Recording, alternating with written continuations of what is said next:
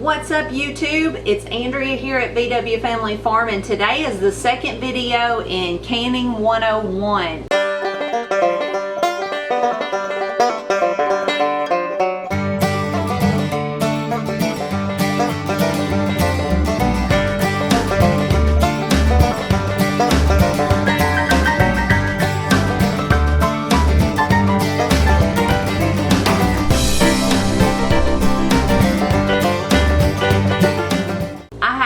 Great response from the green bean canning, and a lot of you said, you know what, I'm getting that pressure cooker out and I'm going to use it, and that's awesome. That was my goal, is to make some of you that were afraid of your pressure canner get it out and start using it, because you can do it.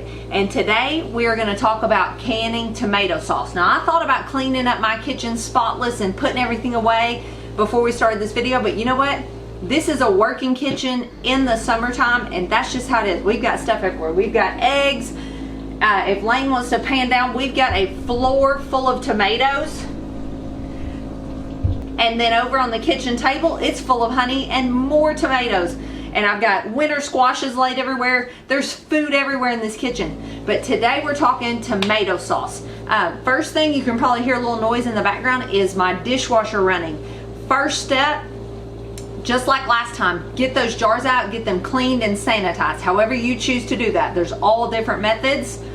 Look those up, choose the one that's best for you. My dishwasher gets used for this one thing each year, sanitizing jars. And it has a sanitizing setting. It gets them really hot and it actually dries them. So I've got those going. Get your rings and lids located. Make sure you have enough before you start any canning project. I had some comments on the green bean video about people saying, do you not heat your lids? I have in the past, but that is not technically required. So I didn't do it on that video, and I don't do it every time.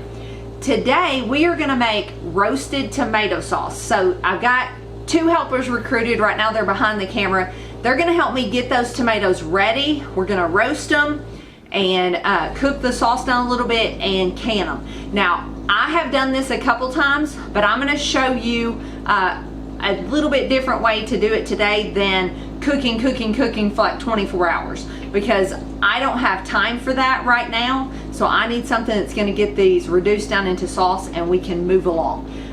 So first step, the kids and I are going to just get these rinsed off and in some pans, and then we're going to show you, we're going to start quartering them. And just like with the green bean canning, this is where some big pans come in handy. I had tomatoes spread out over here. If I can't get to them right away, I usually just spread my tomatoes out, because right now I'm having a little bit of bug problem with my tomatoes, so I'm picking them a little green, so I find somewhere to spread them out to let them completely ripen. And now I've got them in these big pans. I'm gonna rinse them off, and then we're gonna start coring them right in these pans. I have about 4 of these. They come in so handy for all types of garden work. Okay, so I got me 2 helpers. We are going to get started, and the first thing we're going to do is we are going to core. We're going to cut these tomatoes in half and cut the core out, and I'm going to show you how I do that. There's all different ways of making tomato sauce. We are going to core these and roast them in the oven and then blend them up. You can cook them in a pan on top of the stove until you reduce the liquid content of the sauce down by like 1/3 at least. That takes a long time to do that. You can do that if you want. I'm going to try this roasting method. That cooks a lot of the liquid out, and then you blend it up with an immersion blender. There's variations on that too. You can blend it up with the skin and the seeds. I did that the other day and it was just fine. You can remove the skin and the seeds through like some sort of a strainer. I have an old-timey one that I will show you. But first, let's get started quartering, or actually just coring. I'm not even sure we're going to quarter. Okay, the way my mom and dad taught me to do this, to waste as little as possible, is to slice down the middle. Now this is a serrated knife. That seems to work better for slicing through the skin. Okay, so you've got 2 pieces, and now you just cut out the tiny little core. When you do that, you can plainly see where the core is, instead of just sticking your knife in there and going around and digging out a bunch of the meat. That's all I've lost, is that core. Now we're going to do these pans. It'll seem like the snap of your fingers to you, but we're going to get busy cutting these and putting them in this pan and putting our scraps over here. You're going to have some scraps you can compost. So just have something handy for that. And then we'll move on to the next step. Also, one more tip. This is where, like, this one wasn't completely right, but we're preparing to take a break from the farm. We're going to have farm sitters coming. So I'm trying to get everything that I possibly can done. So I'm sacrificing a little bit of tomato that would have ripened had I have waited. This is also where you're going to find any bad spots and cut those out. I'm going to run into a few of those from some bug damage, so I'm going to get those cut out as well. Emily loves this tomato. This is called a Get Stuffed. I got these from Jess at Roots and Refuge. They're very cool. They're like tiger stripes looking. Okay, the next step in this process is I'm going to roast these. Now, the reason I'm going to roast these in the oven is because you have to do something if you're trying to make like a sauce and not just a really thin liquid. If you're wanting something thicker like you would buy at the store for spaghetti sauce or marinara or something like that, you're going to have to do something to thicken this up. Whether you cook these in a pot on the stove for a long time or a big roaster oven for a long time at low heat or whatever. But there's another method out there where you roast them for a shorter amount of time, and a lot of the liquid is going to evaporate, the water that's in these tomatoes, and then what's left you can blend up, and you can actually leave the seeds and skin in at that point, or you can run it through like a food mill and get those out, whatever you desire. But I'm going to be doing the roasting method today. So next I am just going to put these on cookie sheets, and I'm going to pop them in my oven. I've got it at 300 right now. I think I'm going to crank it up to about 350. I'm going to keep an eye on them because I don't want the skins to start burning. So I will let you know how long this actually takes. But like I said, I'm going to be doing it at 350.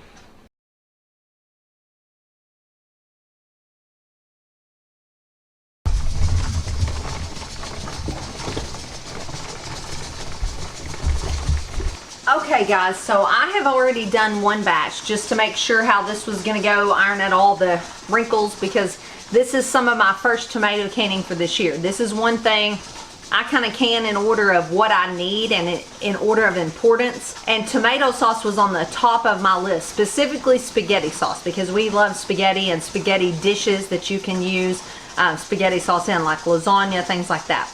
As I said, I've already run some through. I've got them made into sauce and I've got them canning. So I'm going to take you step by step through the rest of my process. Now, tomato sauce can be made several different ways. The way I've made it today, I have roasted my tomatoes because I wanted them to have more of a roasted flavor. You can do a couple different methods here. Let me go through those real quick. Number one is you could blanch your tomatoes. And depending on how you do that, just put them in a pot with boiling water, boil for so many seconds, take it out, put it in cold water. Maybe I'll show you that sometime, but that's not what I did today. That will get rid of the skins, but not the seeds, okay? And then you will proceed from there to quarter them up and cook them, and you're going to have to cook them quite a while to cook it down and make a thick sauce, okay? Option one. Option two, just quarter them up. Don't peel them or anything. Heat them up a little bit and then run them through some sort of a food mill or strainer. And I'm going to show you my strainer that I love. And if you see one of these at a flea market or something, antique mall, you should snatch it up. So this is what I would call an off-grid food mill. My family has always called this a ricer. You can see it's got this stainless steel, like inverted cone. And it's got all these little holes in it. It's got a stand that will sit down in your pan, and then it's got this wooden dowel thing, and you just go around like this, and this will push like the pulp through, so you will still have a thick sauce, but it will keep all skin and seeds inside. Now if you're going to do this method, you should probably heat your tomatoes first. They just work a lot better. It's a lot easier if you do. That's method two. Method three is what I'm doing today, and that is, you can do it any way you want. You could have just put these on and cooked on top of your stove until they were cooked and cooked and cooked. You can put them in a big roaster pan or in a crock pot. I've chosen to put mine in the oven because it kind of contains the heat and doesn't heat my house up as much. It's still a little warm. And then I'm gonna blend them with an immersion blender and leave the skins and seeds in there. And I showed you them a minute ago, but when I start blending them, they're gonna make a nice thick sauce already. So I'm gonna get those out of the oven and we'll proceed with that. But I just wanted to mention there are other methods. I'm sure no two people do it exactly the same, and that's okay. Okay, so I hope y'all can see, this is what the roasted tomatoes look like. You can see they're pretty juicy, but they're cooked. Some of the skins are even a little brown, so they're gonna have that nice roasted flavor. This is just an inexpensive immersion blender that I bought at my local Walmart for not very much. So I'm gonna take this, be very careful because these are hot, and I'm gonna blend these up, and you're gonna see how quickly this is gonna thicken up.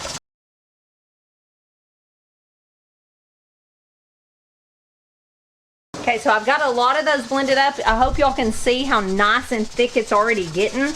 Now I'm just going to carefully try to blend this even better without shooting it all over my kitchen.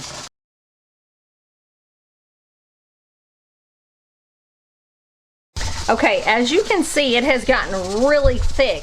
Okay, so at this point, if that's not thick enough for you, it's thick enough for me because when I take it out to cook with it, I could always thicken it some more. I could cook it down some more. I could add a little pinch of arrowroot powder or something like that to go ahead and thicken it as much as I want, depending on what I'm making. But for today, that's thick enough for me. If it's not for you, you can go ahead and put that in a pan, a big roaster, a crock pot, anything like that, and just let it cook for a while till it's thick and pleases you. When you start, if you started this on top of the stove and you cooked this and you blended it up, you can reduce this by as much as half to make a really thick sauce. So just play with it, whatever you like. So now I'm going to jar it up. I'm going to show you what I'm going to put in the jars and why. Okay, again, I want to plug this book, not because I'm getting anything for telling you, but because if you're going to can, you're probably going to want some sort of canning reference guide to go back to. I love this book. It helps me decide how to make things. Sometimes I tweak things to how I think our family will like them best, and you can do that as well. And so I just want to say this video works for our family, but you do your research as well. Canning is just something you want to be safe about. I'm going to show you a step in a minute that I'm doing just purely because this book says it's the safest way to do it, and I want to be safe for my family. So let's move on. But always, always, always use your own judgment when it comes to canning for your family. Make sure the person you're listening to, including me or anyone else here on YouTube, knows what they're talking about and you feel comfortable following their lead. Okay, so at this point, I've added nothing to these tomatoes. These are just tomatoes. They haven't been salted. They have no garlic or onion on them or anything. I love those things in my tomato sauce, but garlic has a tendency, if you roast it too high, to burn. And so I didn't want it to burn and give my tomato sauce a burnt flavor. So I'm gonna add those things now. I have this jar. I bought this in a package from Azure Standard. It is called Frontier brand. That's a company as well that Azure sells their products. Spaghetti seasoning. It is wonderful. It's just dehydrated spices. That's all it is. It's basic. I'm comfortable using it. It smells amazing. Instead of going and figuring out the amounts of all these different spices to put in there, it has the onion, the garlic, the basil, the thyme, all those things in it. So check that out. I'm going to leave a link to it below. Actually, I'm going to leave a link to Azure Standard below, and then go to their website and just type in Frontier Spaghetti Seasoning. I mean, it's in a big silver package. That's just what it's called. It's just basic spices. So I'm going to add a teaspoon to every quart jar. And that was a generous teaspoon. I'm also going to add a teaspoon of salt because I have not salted these at all. And I like my tomatoes to have at least a little bit of salt in it. This next step, I'm going to add 2 tablespoons of lemon juice to each quart. I am doing that because I can't measure the acidity of my tomatoes here at home, and rather than risk them spoiling, I'm just going to go ahead and add this. You can add some citric acid, but I don't care for citric acid, so you'll need to look that up, but you can use that. It's not 2 tablespoons, definitely. In fact, for a quart, I think it's like half a teaspoon, but look that up to make sure. You can also add some vinegar, but I think it's more like 4 tablespoons, and it will alter the flavor of your sauce quite a bit. So I'm gonna add some lemon juice, like I said, 2 tablespoons to a quart, just to ensure the acidity is high enough that I'm not gonna lose all of this after I've worked so hard on it. Okay, so I've got my salt, spices, and lemon juice in this jar. Okay, so I'm gonna come over to my tomatoes, my sauce, and I'm gonna need about 4 cups. This is a 4-cup scooper. I've got my canning funnel, very necessary in my opinion. I'm gonna fill this up to about an inch headspace, which is about a little bit below where the rings start, okay? And I'm gonna pour that in on the lemon juice, spices, and salt. Now, most canners will hold 7-quart jars at a time, so I'm gonna go ahead and get 7 of them filled up and in the canner. Now, my canner is a Presto canner, so I told you this last time, it only takes 3 quarts of water. I've already got it over there heating up. You definitely don't fill a pressure canner up with water. Read your instructions. Mine only takes 3 quarts, which is not very much, because it's still gonna bubble and boil and steam and create that pressure inside there. It doesn't need to be full of water, so make sure you check that out. Next up, I've got it in the jars. It's just like the last time. I'm gonna take the jar with a clean towel and I'm gonna wipe the rim. I'm gonna situate a lid on top. I don't generally heat up my lids. That's a preference thing. It's not required in the canning book that you do that, but a lot of people do, including my parents. They've always done that. And then I'm gonna take the ring, situate it on there, get it tight, and I just give it a last little twist at the end. Then I'm gonna lower it down into my canner. I've already got some in there until I get 7 in the canner. Okay, I've got 7 in the canner. I'm gonna get my lid and situate that on there. Okay, so remember the last time I told you mine are the cheaper Presto canners. I didn't want to invest a ton into them because I wanted multiple canners, because that's how I get a lot done. This one is done over here, but it's gonna take a while to depressurize. So I'm going ahead and getting this one going. My arrows line up on my canner. That's gonna be dependent on your canner. If you go back and watch my green bean video, which I'm gonna have Lane link here, in the first of this series, I tell you exactly how to put the lid on the canner, and exactly how to pressure up the canner, but I'm gonna give y'all a short rundown again. Basically, I'm taking this off the top, which is the weight.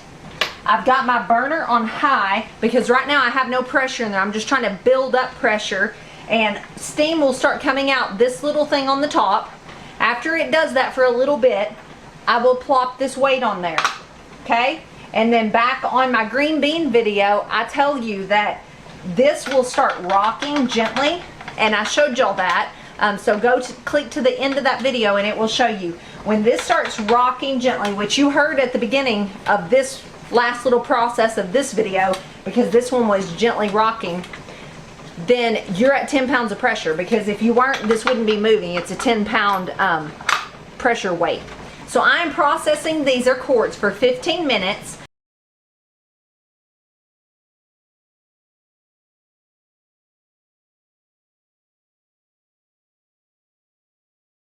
You would also do pints for 15 minutes. It'd be the same. So I will be doing that for 15 minutes. I've already got one batch done. Got to do this one, then I'm actually going to do another one. So in this little amount of work this afternoon, I'll have 21 quarts of spaghetti sauce. You can also water bath these. You would want to water bath these for about 40 minutes. And later on in canning videos, I'll show you how to water bath, but most people, if they know how to can at all, they know how to water bath can. But if you don't, stay tuned for that. I'm gonna part ways with you here. I've got a huge mess to clean up, a cow to milk this evening, and a bull to haul to the vet in the morning. So we gotta get him up in the corral. Thanks for hanging out with me. If I forgot to cover anything, let me know. Like I said, if you have questions on the entire process of canning, I went through every step of using a pressure canner in the green bean video that Lane linked. So refer back to that, shoot me a comment. I appreciate y'all and I thank you for watching, and I will see you guys tomorrow. I want to also tell y'all something to our loyal viewers. We hardly ever take time off from working around here, but we are actually going to take a full week off. So we won't have any YouTube videos out next week. We will be back with y'all on the 29th. We will miss you guys, but it is time for us to take a little break and have a little family time. And so that's what we're going to do. Thanks for watching. We appreciate y'all and love each one of you, and appreciate your comments. You're so kind and encouraging to us, and you keep us going, really. So we will see y'all tomorrow, and God bless.